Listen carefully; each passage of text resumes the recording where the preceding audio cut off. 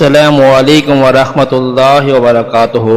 اس قسم کے متعدد واقعات سننے کے لیے ہمارے چینل کو سبسکرائب کریں۔ ایک پاکستانی مسلمان فرانس کے ایئرپورٹ پر بیٹھا تھا کہ نماز کا وقت ہو گیا۔ اس نے وضو کرنا شروع کیا۔ جب وہ وضو کر رہا تھا تو اتفاق سے وہاں سے فرانسیسی ڈاکٹر کا گزر ہوا۔ وہ مسلمانوں کو وضو کرنے کے طریقے کو دیکھ کر حیران ہوا اور پوچھا، آپ کس ملک سے تعلق رکھتے ہیں؟ مسلمان نے کہا، میرا تعلق پاکستان سے ہے۔ پھر ڈاکٹر نے پوچھا، پاکستان میں کتنے پاگل خانے ہیں؟ اس نے جواب دیا کہ مجھے تعداد کا پتہ نہیں، ویسے چاند ایک ہی ہوں گے۔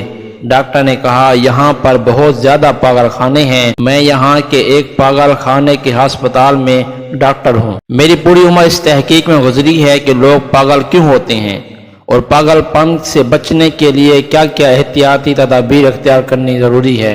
میری تحقیق کے مطابق جہاں اور بہت ساری وجوہات ہیں، ایک وجہ یہ بھی ہے کہ لوگ اپنے گردن کے پچھلے حصے کو خشک رکھتے ہیں۔ کھینچاؤ کی وجہ سے رگوں پر اس کا اثر ہوتا ہے۔ جو لوگ اس جگہ کو وقتاً فوقتاً نمی پہنچاتے رہتے ہیں وہ پاگل ہونے سے بچ جاتے ہیں۔ میں نے دیکھا کہ آپ نے ہاتھ پاؤں دھونے کے ساتھ ساتھ گردن کے پیچھے کے حصے پر بھی گیلے ہاتھ پھیرے، جس سے مجھے بہت حیرانگی ہوئی کہ آپ کو یہ طریقہ کس نے بتایا؟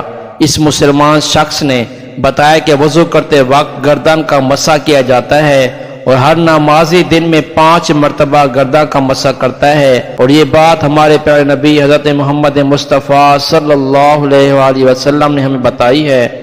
ڈاکٹر کہنے لگا، اس لیے آپ کے ملک میں لوگ کم تعداد میں پاگل ہوتے ہیں، اور فرانسیسی ڈاکٹر فوراً مسلمان ہو گیا۔ اللہ اکبر۔ ایک ڈاکٹر کی پوری زندگی تحقیق نبی علیہ السلام کے بتائے ہوئے ایک چھوٹے سے عمل پر آ کر ختم ہو گئی۔